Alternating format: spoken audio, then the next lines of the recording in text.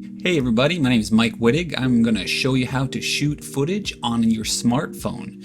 You might be being asked by a videographer to provide some footage because they can't make it to the location where you are, or maybe it's just a time issue, maybe it's a budget issue, or maybe you're making footage for yourself. So what you want to do is you want to grab your smartphone and let's get started.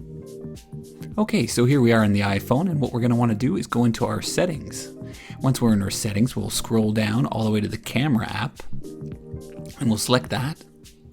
Once we're here, there's several options, but what you want to hit is record video right at the top there, and you'll be presented with many options. Just select 4K 30 frames per second if you have that, or if not, if your camera's not as good, you could always go with 1080p at 30 frames per second.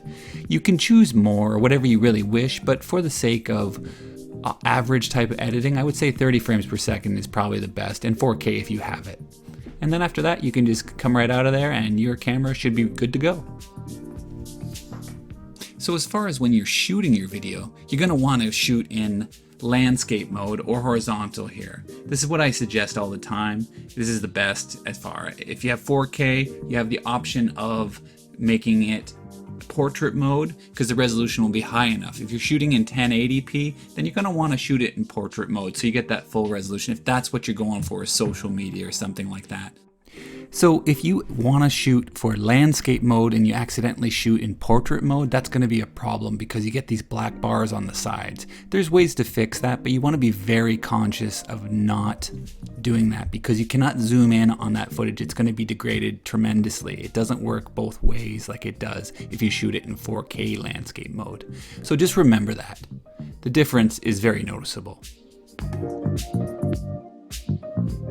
You can buy secondary source microphones that can plug into your smartphones, but they all do have microphones built in them and they're quite fantastic actually. What I like to do when I'm shooting is I like to sort of cup it outward a bit, making sure that my finger doesn't get in the way of the camera, but I like to cup it just to bring the audio in. If somebody's speaking to me, then I can do it like that. If the audio needs to be heard, I like to do that.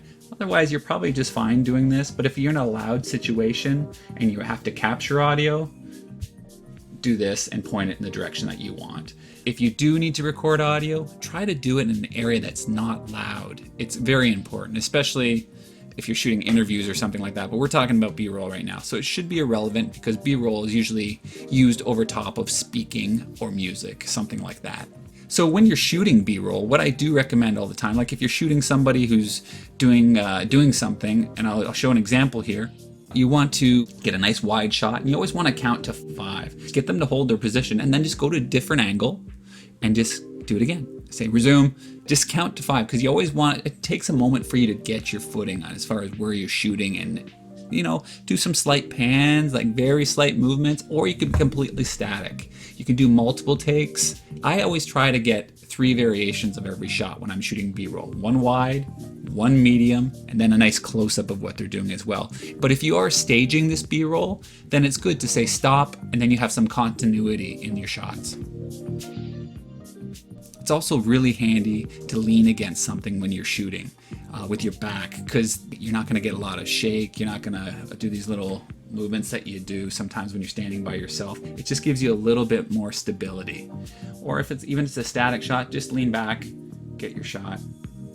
I would never, if you're using a smartphone, zoom in. Use the existing cameras that are in the camera at their native state because when you zoom in, it might look good on your camera, a phone still, but when you put that into the editing system, it's going to look a lot more grainy. It's not a good thing. So shoot at the best quality possible. Use your native cameras at their native setting when you press the button to whatever camera that is and just frame it to where you need. That might mean going closer, that might be going farther away, but it's going to get you the best results for editing.